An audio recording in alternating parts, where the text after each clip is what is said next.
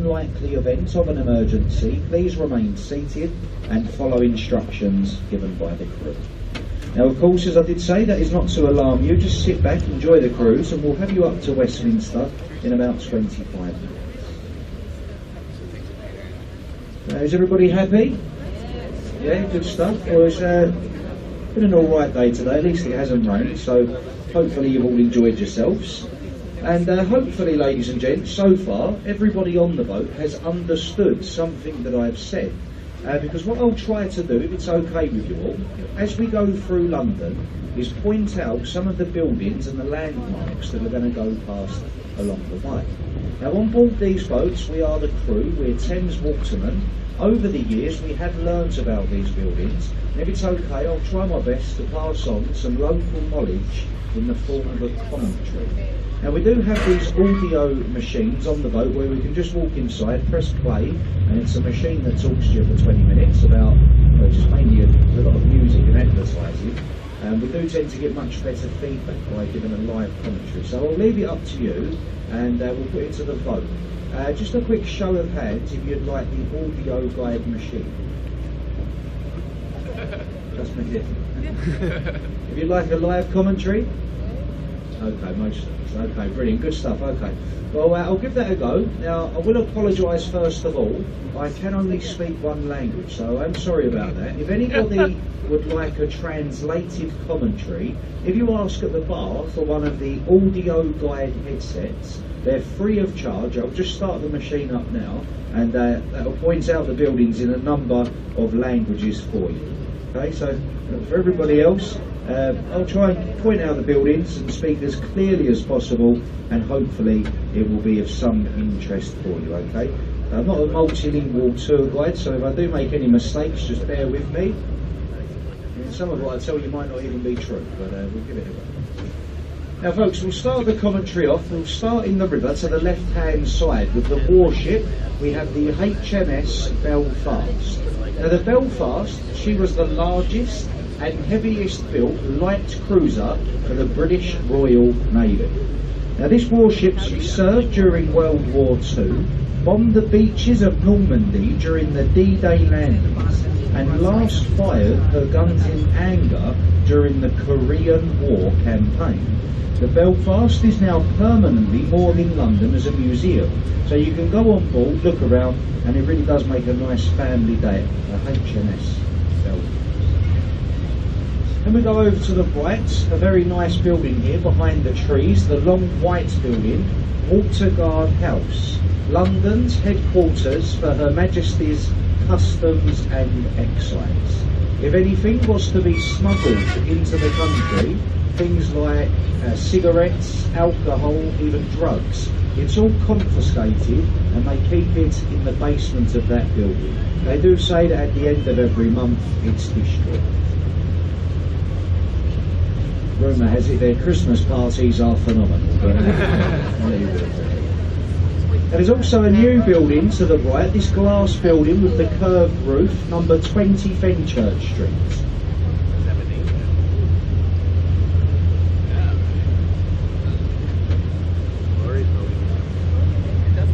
So the top of that building, folks, the largest rooftop garden in the UK. You can see people on the balcony if you look to the top, and to go up there it is completely free of charge. Has anybody been up there? Nobody. I went up there about 2 months ago. Not a lot of people seem to know about it. If you wanted to give that a go, you can book online. Their website is the Sky Garden. Or if you've got your ID with you, and it's worth just turning up to the building. You haven't got to book.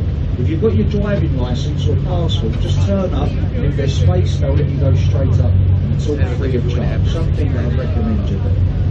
If not, there's another new building to the left. I'm sure you've seen it throughout London. This one's the Shard, the tallest building in Western Europe, just over 1,000 feet high. And again, the Shard is open to the public. And at the very top, double the height of the London Eye, there is a viewing platform. The views at the top are brilliant. The only downside to the Shard, it will cost you £30 each, so it is quite expensive. Going beneath the most historical river crossing to span the Thames, this is the world famous London Bridge. As we go through, look left and right, there's the name of the bridge engraved into the stonework. This is the 5th London Bridge over the river. It was opened in 1973 by the Queen. There's been a river crossing called London Bridge here for 2,000 years. And the first one was built by the Romans, London. Now just out of curiosity, has anybody seen the old London Bridge? Yeah, 2 people. It's in America, yeah? Yes. The old London Bridge, when it was here, it was sinking into the riverbed. It was taken down, stone by stone, shipped over to America and rebuilt, and it now spans Lake Havasu in the Arizona desert. It's there as a tourist attraction, the old London Bridge. Now, it's not all in America. My granddad helped take it down. He's got a little bit of the rock around his pond in the back garden, so it's not all there. Now for the children on board, for the boys and girls, to the left there's a lovely old pirate ship, a replica to Sir Francis Drake's Golden Hind.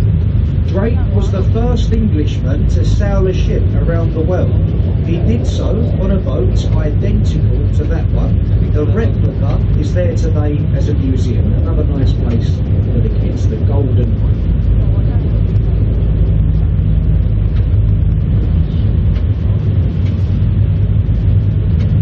Cannon Street's railway bridge. Cannon Street station's the building to the right. That's about it. There's not really much I can tell you about this bridge actually. Cannon Street railway bridge. As we go through the bridge though, this might interest some of you. Look down at the waterline brushing against the support columns, and it gives you a rough idea of how fast this river moves. At the moment the tide is leaving London and it's moving at a speed of about 4 or 5 knots. Very powerful tide we have on the Thames, and I will tell you more about the tide a little later on in the journey. If anyone fancy going for a few drinks in London, a lovely pub to the left. The little brick building over there is a pub called the Anchor. Parts of it dates back 400 years. It was built in 1615, and it's even said that the likes of Shakespeare and his actors would have used that pub. Very popular as well, that one, the Anchor. Back on up. Southwark Bridge, a very quiet bridge. All the main approach roads in the back streets, making it hard to find. Not much traffic on the bridge, there isn't that many people. Okay, some of the people up there, give them a wave, they're probably lost. These 3 have been there for days. Look, he's still smiling over there. As we come through Southwark Bridge, for any fans of Shakespeare on the boat today, look ahead of us to the left. There's a round white building with a thatched roof, and that is the replica to Shakespeare's throne here. This building was opened in 1997, and in the Globe Theatre they reenact Shakespeare plays. All the plays, they are set traditionally, as they would have been during the Elizabethan era, and I am told when a play begins, the atmosphere in the Globe is brilliant. Now that small building will actually seat just over 3,000 people, but you can imagine it is very lively when a play begins. Also, I believe the tickets, they start from £5 each. I think that's a very reasonable price, really, to go and see a show. And then ahead of us, one of the newest bridges over the river, the Millennium Footbridge. You might know this one better by its nickname. It is also known as the Wibbly Wobbly Bridge. You see, when it was first opened, the bridge, it was swinging from side to side. The bridge was opened on a Saturday morning in the millennium year by the Queen. Closed the same afternoon by the police. Cross wibbling and wobbling. They've now fixed the bridge, it's safe to go across. Some of the children may recognise it as well. It was used in the Harry Potter movie. Right, Harry Potter? It's a bit of a shame where this bridge was built, folks. If we follow it down to the right, there's a gap between the buildings. The bridge, it sadly ruins a lovely view of St Paul's Cathedral. Now, St Paul's Cathedral stands 365 feet high. The building took 35 years to construct and was all designed by Christopher Wren. A magnificent building, I'm sure you will agree. The red brick building to the right, the City of London School, and same again, a recent famous person to attend that school, Daniel Radcliffe, who plays Harry Potter in the movies. That's where he actually went to school. It's not Hogwarts, it's the City of London School. To send your children to that school, it costs just under £75,000 a year. £75,000. I want my kids to have magical powers as well. Another free attraction in London, back on the left, that brick building we've gone by, with the tall chimney, a Tate Modern Art Gallery. The largest modern art gallery in the world, and as I say, completely free to enter. There's a very busy walkway along to the left as well. Back where we started our journey at Tower Bridge, and all the way up to the London Eye, this part of London is known as the South Bank. It's all on the riverfront, and it's a very nice area to go for a walk. To get from one end to the other, it'd probably take just over an hour. A very nice riverside walk along to the left. Lots of nice riverside pubs as well on the way. I recommend you going all of them. Blackfriars Railway Bridge. As we go under the bridge, left and right of the boat, you'll see these red columns. The red columns are the remains of the first railway bridge in London. The top of the bridge became unsafe. It was lifted off about 30 years ago. The red columns could not be removed. If they were lifted up, there was a good chance that this third bridge may have fallen down. So the columns were left in for safety, and this one is the Blackfriars Road Bridge. Marks the halfway point.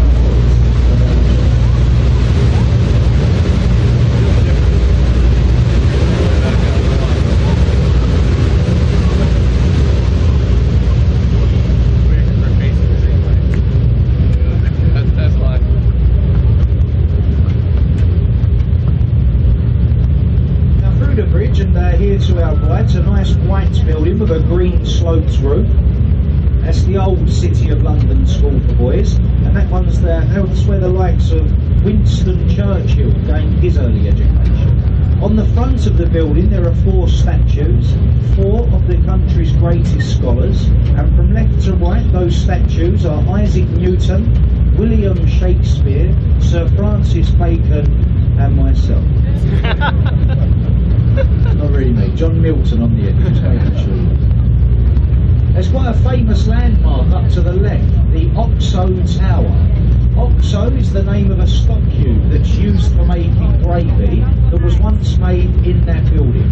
Back then it was illegal to advertise on the riverfront.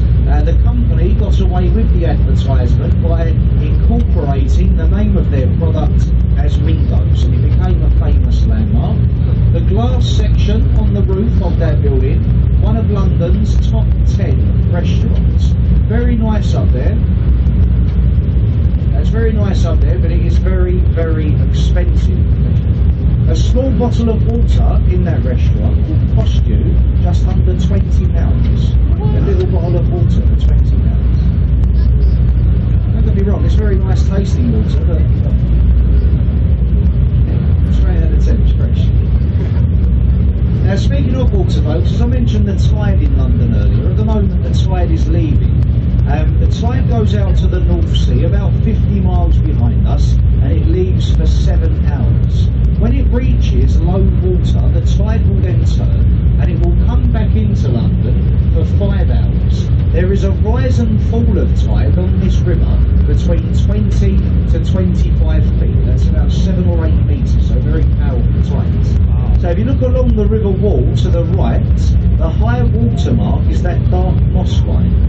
And if we look just above the high water mark on the wall, you'll see the green lion's heads. Now years ago, the lion's heads were used as a flood indicator. Local police were told that if the tide were to ever reach the lion's face, they had to issue a flood warning. The police, they did have an old saying, or an old rhyme, that some of you may have heard. And the old rhyme goes that when the lions are drinking, London is sinking.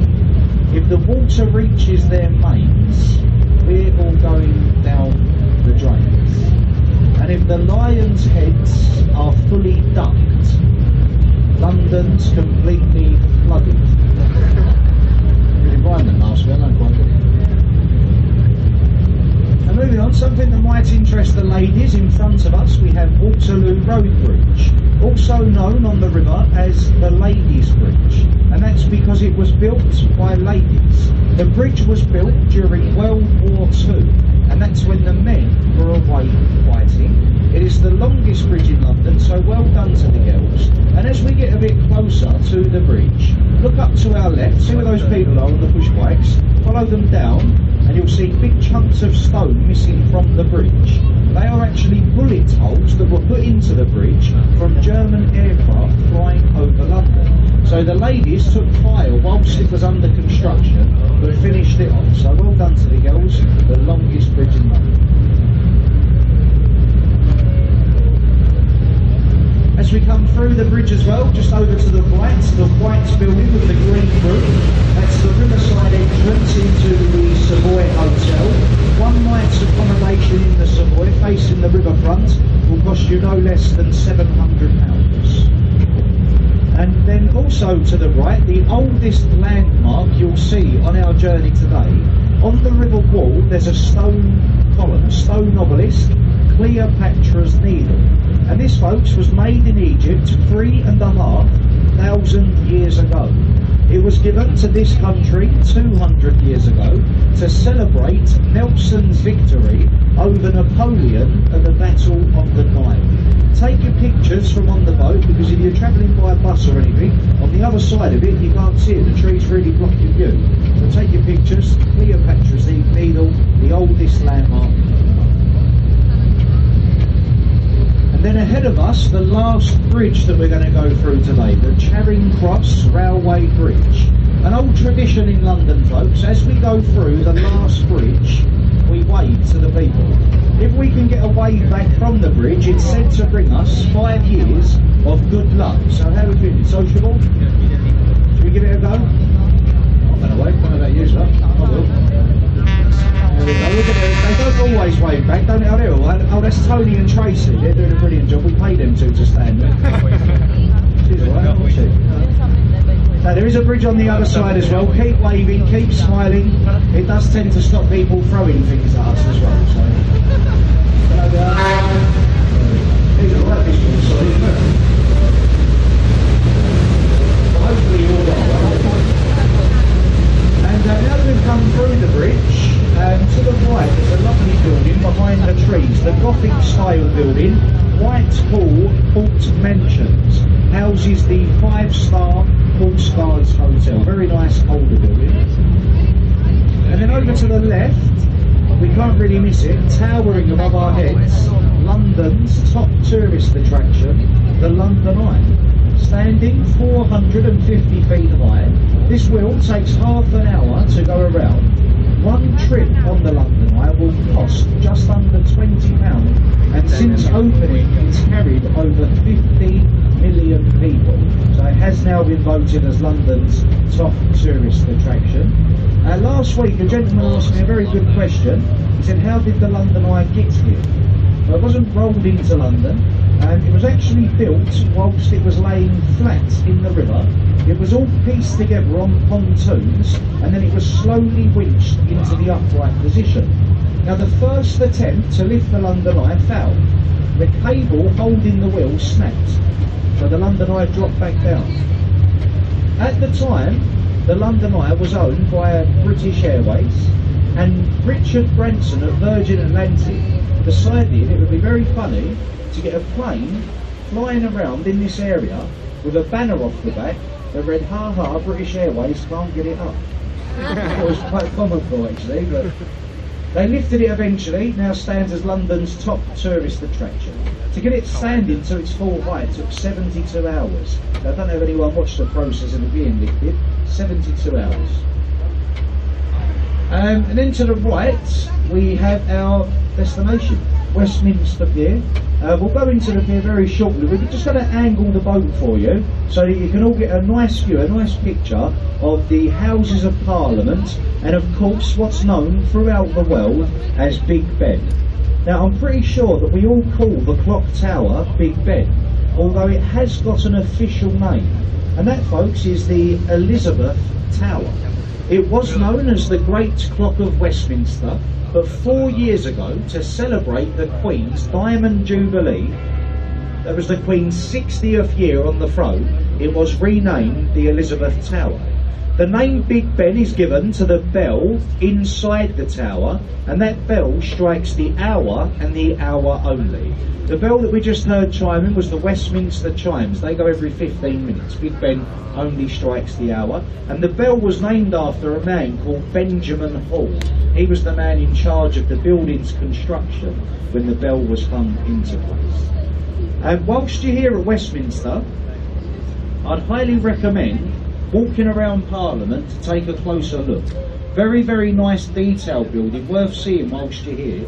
And then also a 5-minute walk away, look to the right of Big Ben, through the gap in the buildings, Westminster Abbey, where all the coronations have taken place over the years, many royal weddings and funerals, all inside that building.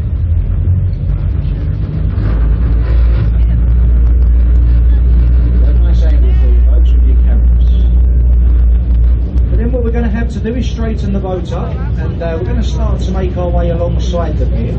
And ladies and gents, just until the boat is safely tied up, if we could ask, just remain in your seats. As you can imagine, the boat we're on today is very heavy. If there's a bump, the last thing we want is anyone falling over. So just until we are safely tied up, please stay in your seats, or if you are standing up, hold on and be careful. Okay? A bit of journey information so you don't get lost. If anyone would like to continue the tour by bus, the bus stop is just behind us there to the right on the main road, just where that white coach is pulling away from now. That's where the buses go to continue on with your journey. If you'd like the underground, Westminster tube station's at the top of the pier. You have to walk past it on the way out, so you won't miss that, Westminster tube station for the underground. If you are leaving us, have a quick look where you've been, make sure you've got everything. Don't leave anything behind to ruin your day. Take your bags, your cameras, your hats. Most importantly, if you have brought any, take your children, please. Okay? It is quite shocking the amount of people that leave their kids behind. Now, don't just take your favourite ones either, take all of your children. Okay? Now lastly though, ladies and gents, well, thank you very much for your kind attention as we came through London. Now I am aware there are lots of people on the boat that probably haven't understood too much of what I've said, but thank you very much for your patience, it is appreciated. And if I may, just a brief word, a quick mention about the commentary given. As we said on board these boats, I'm sure it's become obvious that we are the crew. It has become a tradition over the years that we point out the buildings, and hopefully it has been of some interest for you. Folks, there is an old tradition, because the commentaries are done by us, in the way that if anybody on board has maybe understood or even enjoyed the few words that I've given, if you would like to show a little token of appreciation for my efforts as a tour guide, then you can do so as you leave the boat. Down at the exit gate, I will be there to help you on, and you'll see me holding the old ice bucket, the old tip bucket. Anything that goes into the bucket, greatly appreciated, and we do accept all major credit cards, bank cheques, ladies' telephone numbers, even gentlemen's telephone numbers for the very open-minded captain in here. He's into all sorts, this guy. All joking aside though, folks, whatever the outcome, thank you very much for listening. I hope you've enjoyed your little cruise with us. If you're leaving us here at Westminster, have a lovely evening. And I might see you a bit later on as well. But all the best, and thanks again for listening. Have a nice time. Thank you very much. Thank you.